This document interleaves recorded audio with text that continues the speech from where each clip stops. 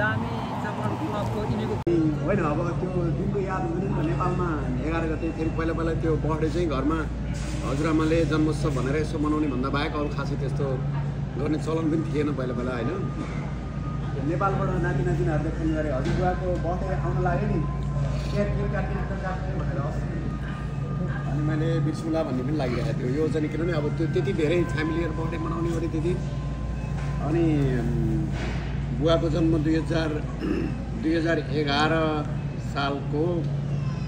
होइन 2000 साल जेठ 11 गते नेपालको दोलखा कि तेह्रथुम थाहा भयो मा बुवाको जन्म भएको रहेछ। बुवाको जन्मपछि मैले थाहा पाएअनुसार बुवा चाहिँ धेरै पहिला सर्टिफिकेट पनि आवश्यकता नपर्ने बेलामा ग्राम पञ्चायतमा प्रधान सचिव भएर केही समय काम गर्नुभएको रहेछ बुवाले। त्यस पछाडि सुरुमा चाहिँ तत्कालीन समयमा एकजना काका हजुरबुवा नेपाली काङ्ग्रेसको दोलखा जिल्लाको चाहिँ सभापति हुनुहुँदो रहेछ। त्यो भएर काङ्ग्रेससँग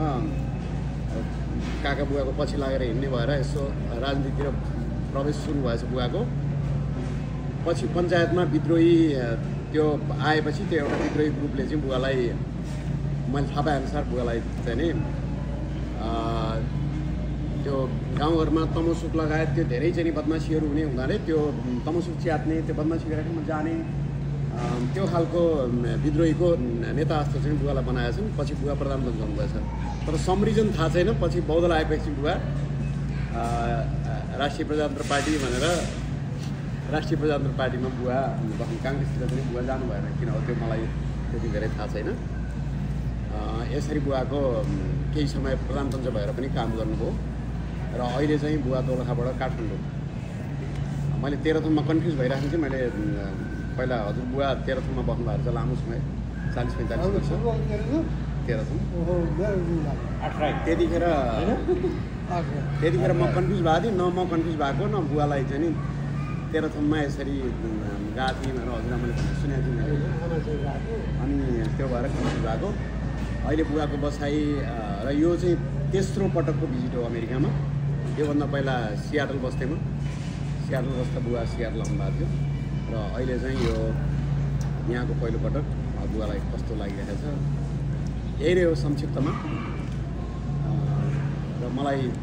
साह्रै खुसी लागेको छ बुवाको जीवनको त्यो एउटा विद्रोही अनि त्यो चाहिँ के भन्छ तत्कालीन अवस्थामा अहिलेको यो विशेष गरी काङ्ग्रेस र एमाले कोही चाहिँ माओवादीतिर लाग्ने तत्कालीन अवस्थाको 22-23 सालतिरका मान्छेहरूले प्रयोग गरेर बुवालाई चाहिँ त्यो विद्रोही नेता बनाएर रहेछन् दोलखा जिल्लाको उत्तरी भेगमा। र त्यो भएर पछि आएपछि धेरै मान्छेहरूले मलाई सुन्थ्यो बुवा चाहिँ नि राजनीतिक पार्टीतिर लाग्छन् बुवा चाहिँ पहिला त्यसरी गरे मान्छे तपाईँले बुवालाई भन्नु पऱ्यो राप्रपामा बस्नु भएन भन्थ्यो। तर बुवाको राजनीतिक उसमा चाहिँ त्यहाँदेखि अहिले न सम्रिजन के हो त्यो बुवाको कुरा मलाई थाहा छैन त्यो बारेमा चाहिँ। र यसरी मलाई खुसी लागेको छ बुवाको कारणले मलाई आफूलाई अगाडि बढ्ने मार्गदर्शन प्राप्त भयो र अन्यायको विरुद्धमा लड्नुपर्छ भन्ने जस्ता कुराहरू पनि बुवाबाट सिक्नु मौका भयो। सामाजिक विकासको कुरा यति नै हो। आज जन्मदिनको उपलक्ष्यमा बुवालाई हजुरले यो दिने लड्डु खुवाउने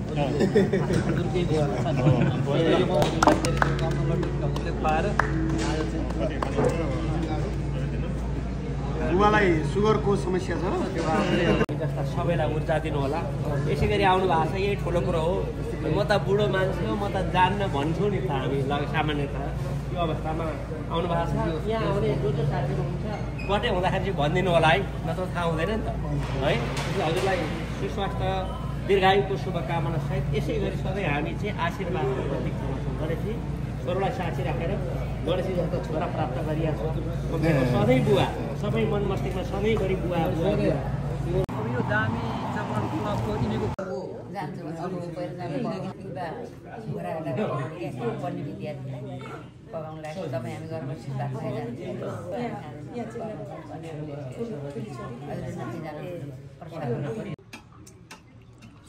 ल बुवालाई 83 वर्षको जन्मदिनको शुभकामना छ हजुरलाई। ल बुवाको सबै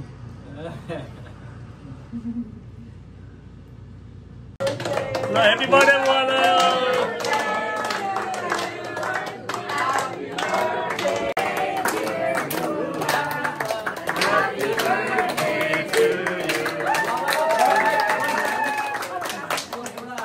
बुवाको चाहिँ 85th बर्थडे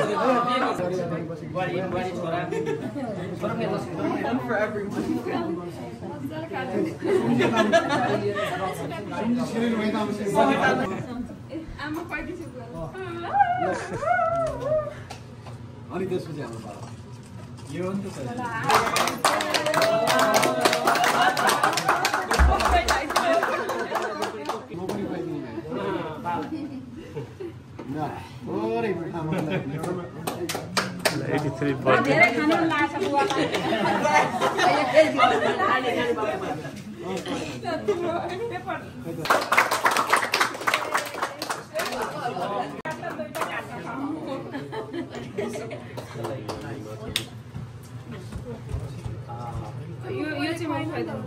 यो पूर्ण दिन पनि धेरै परे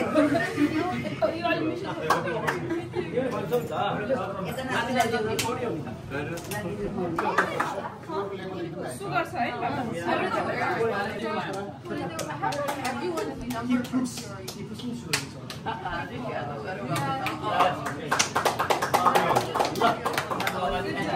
ल 83rd बर्थडे सेलिब्रेसन गर्नु लागि सबैलाई अलिअलि गर्दा गर्दै यो त बर्थडे त नमै स्पेसल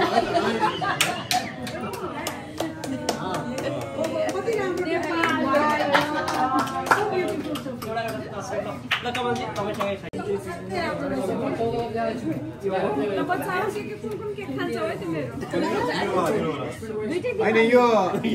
सुन्नु न आज के भयो भन्दाखेरि हिजो उहाँले चाहिँ मेरो यसो घरमा बस्नु है भन्नुभयो यो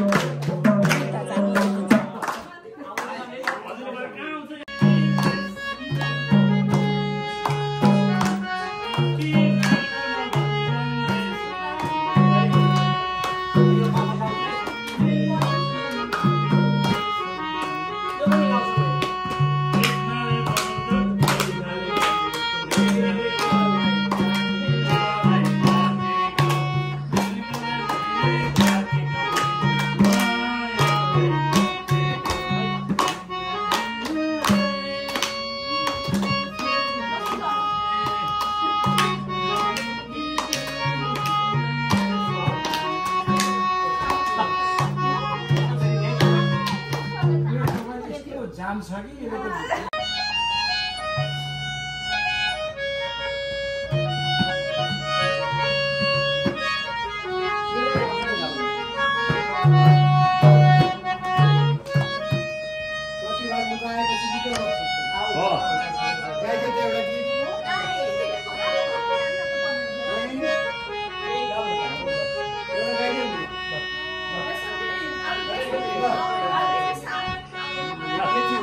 Ha ha ha.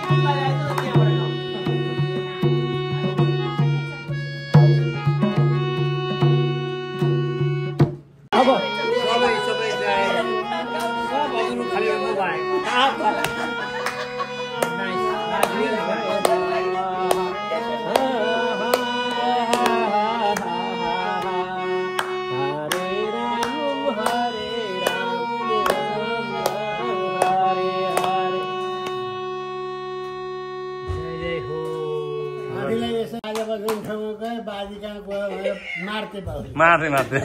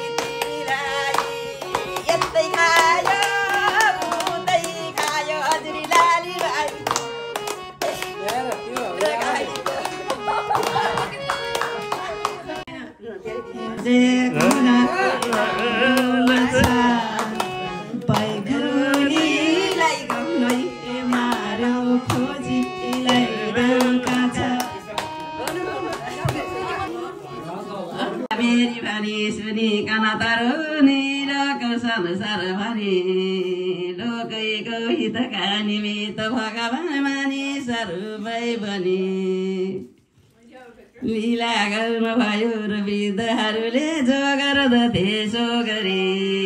साथै कामै गरिदिने बिताउनु भयो बाधा सबैको हरे साथमा लक्ष्मणजी थिए प्रभुजी कुन हो ठुलो विषय भने सोधे लक्ष्मणले र सब कहनु हो विषय तर प्रभुले पनि हेर्न ज्ञान विज्ञान देहहरूको आत्मै अधीन भए पनि बुबार हराउनु भयो अनेक तरहको यसिता कृतिका बने फ्योई युक्ति बताई बैसिनु होस् कुन पाठाले यो तरे पुग्ने छ पछि धाममा त सहजै आनन्दको भोग गरे लक्ष्मण गई वचन सुनेर रघुनाथ मुखाइ हाँसिलो गरे आफ्ना भक्तै भाइ लक्ष्मणजीको सम्पूर्ण सन्त हरे तत्त्व ज्ञान पनि त्यही दिनुभयो जुनलाई बेदेले पनि भन्छन् लोकहरूलाई तरन सजिलो सागु छ यही भने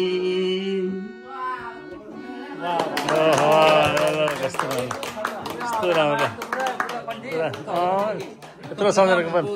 बहुत राम्रो एकदम राम्रो श्लोकमा चाहिँ निरीको धागो हजुर लाली माई टोपी सिउने डागा हजुर लाली माई टोपी सिउने मलाई पनि सिकाइदेऊ न हजुर लाली माई गोर्खालीको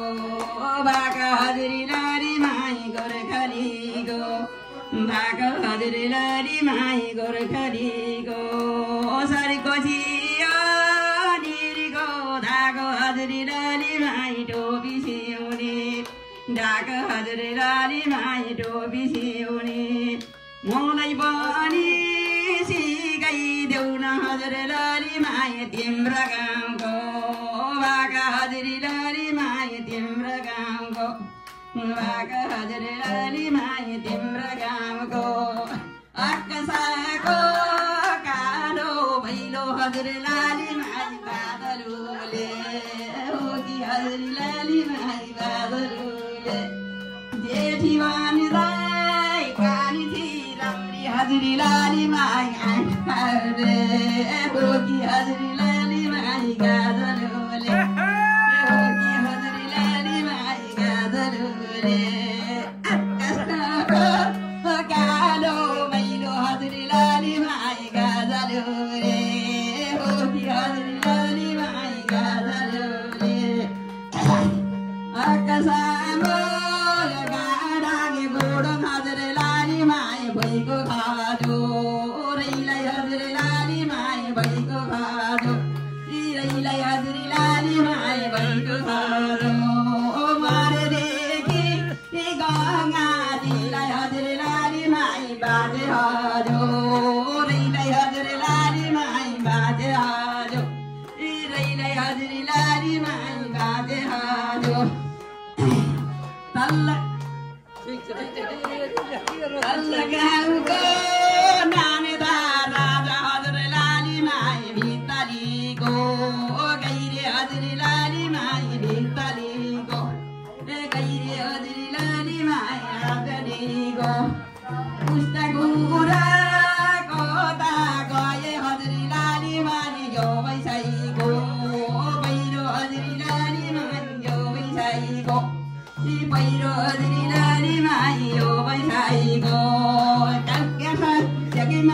मानेमा के छ हजुरी लाली माया दुई मानेमा हृदय छ हजुरी लाली माया दुई मानेमा ए आने राईमा ल्याकी बुढी हजुरी लाली माया दामुले रहेछ हजुरी लाली दामुले रहेछ हजुरी लाली माया दामुले ए भैँसी मेरो रैले हजुरी लाली माई बाडो बाल्यो दौला हजुरी लाली माई बाडो बाल्यो दौला हजुरी लाली माई बाडो बाल्यो खस मेरा सुनी नारी कुनी बडानेमा दौला हजुरी लाली माई कुनी बडानेमा दौला हजुरी लाली माई कुनी बडानेमा